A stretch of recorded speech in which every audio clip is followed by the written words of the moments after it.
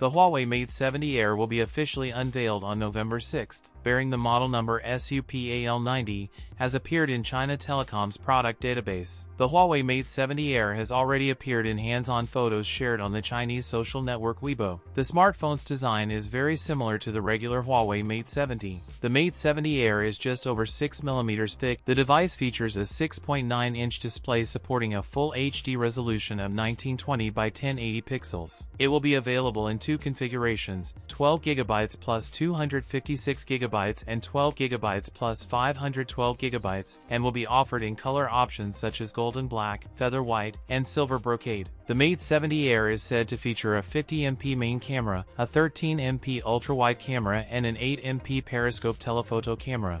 The Mate 70 Air is rumored to be getting a massive 6,500 mAh battery that can be charged via USB-C at up to 66 watts. Huawei is preparing to launch the Mate 80 series in China, expected to debut in November. That's it for today's video. If you enjoyed it, don't forget to like, comment, and subscribe for more content. Thanks for watching, and I'll see you in the next one.